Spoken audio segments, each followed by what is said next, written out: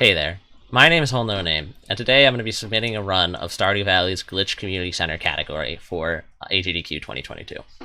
I'm really excited to show this run off to you because just from the screen right here, the one you're looking at, you can tell we're really going to take the game to its limits. And it's going to showcase so many of the amazing tricks found by Stardew Valley speedrunners. For anyone who doesn't know, Stardew Valley is an indie farming sim / RPG that came out in 2016. The idea behind the game is you inherit your grandfather's old farm and decide to get a fresh start by moving to it. Once there, you do various tasks to help the community and befriend the other townsfolk. And this run involves completing the long-term goal the game sets for helping the community, which is restoring its community center. We do this by gathering different items from all the quarter's game's mechanics. Crops from the different seasons, fish from the various habitats, loot dropped by mobs, etc. But as you'll see very quickly, this run takes a very different approach. Once I get into the run, it's going to start moving very fast, so most of the commentary will be reserved for explaining the many glitches that are happening on screen. But I hope you're very excited, because I know I'm very excited to run this for you. So I'm just going to start the timer, and then we'll get right into it. Okay. So we actually want to watch the first cutscene, which sounds counterintuitive.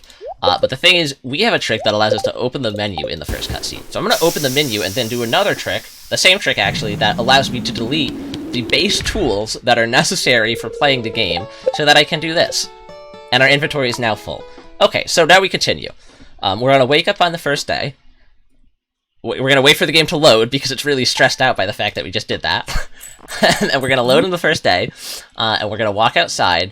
We're going to put down a bomb to clear the front of our yard, and we're going to sell all of these star drops that we got. We're going to go back inside, and we're going to hover the scythe so that we can go to sleep.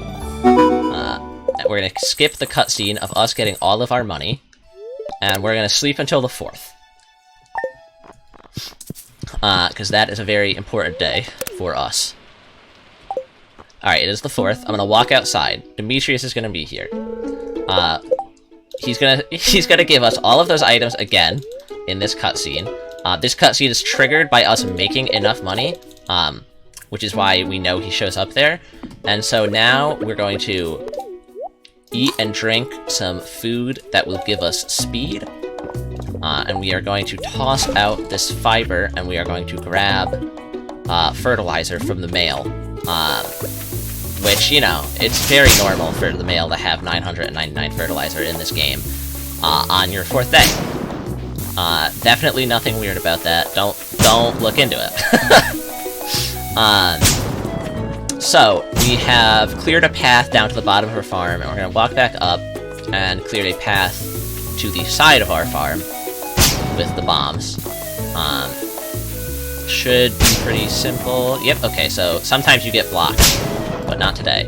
Now, we're going to enter the greenhouse here, which we have used another bug to unlock, and I'm going to use some bombs to... Yep, that's perfect. To till the land so that we can plant crops. 1, 2, 3, 4. So right here, 1, 2, 3, 4, right here. No, right there, yeah. So, and we're going to put these sprinklers down so that the crops water themselves. We're going to use that fertilizer that we picked up from the mail, and we're going to put it down everywhere, and we need to put down fertilizer until we reach 921 out of our 999. So we're going to be using 78, I believe that is what that works out to. And we're just going to put it everywhere as quickly as we can. There's some tricks to this, but mostly you just hold the mouse down and walk in the proper directions. And then once... Okay, we are at 921, and we want to lay out the seeds in more or less rows of 3, or columns of 3, whichever one. It's not super relevant. It just means that we need them to have a more horizontal direction, because it affects which crops come out good, which is what this is all about. We want crops to come out with a gold star quality, because that is important for completing the community center. So we get that done, and then we are going to teleport to the mountains. We ran out of coffee. I need to check our health before we drink some. We can drink some coffee. It is possible to low roll. We're going to have to do a death warp coming up, and it's possible to low roll on how much damage the bombs do to you. so that you don't die, but we are below the threshold of a low roll, which means it can't be avoided. So now we've gone to the carpenter's house, and we're going to buy a bunch of wood and stone. 550 wood, 200 stone to be exact. I went a little over on the wood, it doesn't matter. We got a lot of money. We have a lot of money. Now, this is one of the reasons that the game is routed the way it is. You need shops to be open for the run, but shops tend to not open until 9 a.m. So you want to fit as much as possible in those waiting periods, and you'll notice we showed up. It is currently 9:10. We showed up here, we bought all that wood and stone, we built the coop, and now we have Death Warped, and our friend Harvey in the Death Warp gave us an item. That was a mistake, but that's fine, because we can Death Warp again. So we're Death Warping again. We're not going to hover the Return Scepter, but now you know what the Return Scepter does. It returns us.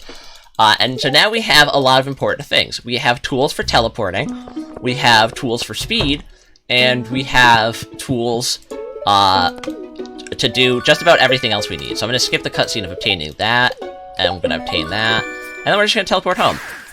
So now we have 2 Return Scepters, which we're definitely not supposed to, but it won't have an impact because we're about to just get rid of one by placing it in a chest.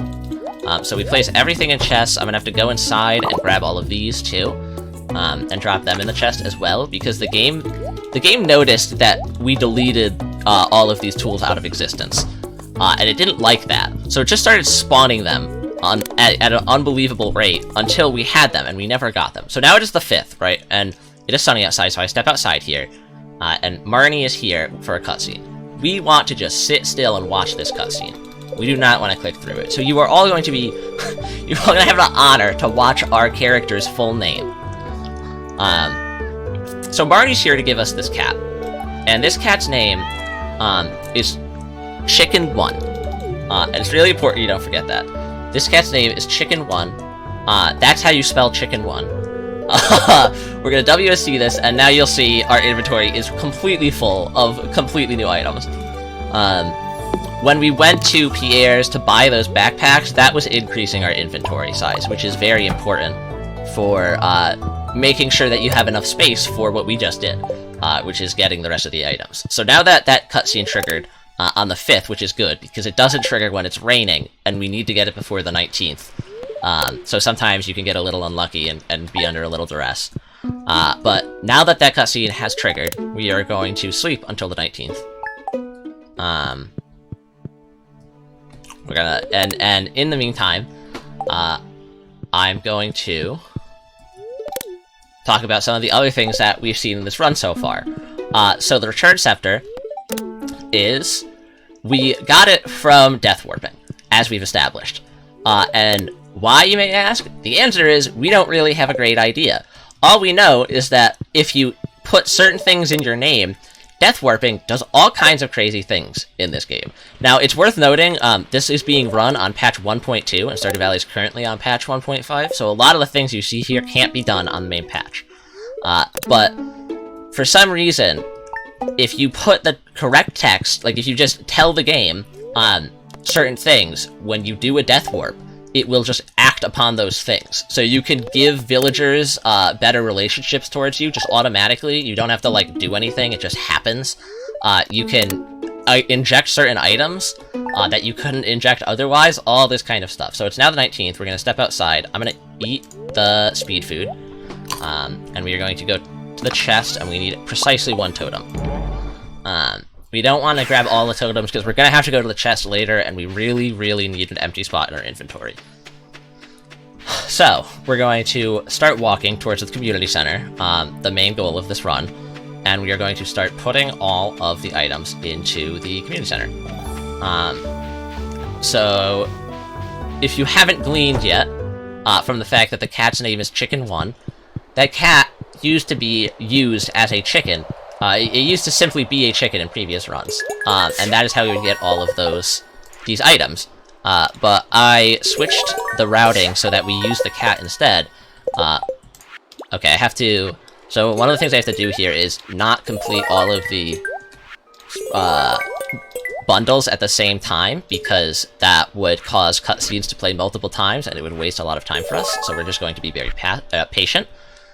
Okay. So yes, cat number 1 used to be a chicken. And I had it switched to a cat because that way we could have it play out during the time we need for the game to get to 9 a.m. for us to go to stores. So I can stop being patient now and just fill out the rest of the bundles. And I'm gonna walk. Which is very, very important. Oh, okay, that didn't work, but that's okay. We got most of the way there. So now we go up to this bundle, and we're gonna put this stuff in there. Yeah, walking there is very difficult because you have no sight, and it will lock the direction you're moving in every 5 seconds until you WSC again in the middle of the cutscene, because the game doesn't like it when you break the cutscene and can suddenly move during it. So you have to count the number of steps in the correct directions to navigate as close as possible to the next goal. So we're gonna grab all this stuff from the chest, and we are going to make our way over here. So we've grabbed speed food, speed drink, farming food, which we're gonna eat now, and the rest of the totems and the wooden stone. So now that we've done that, we're gonna start farming. And what we want is we want 5 golds.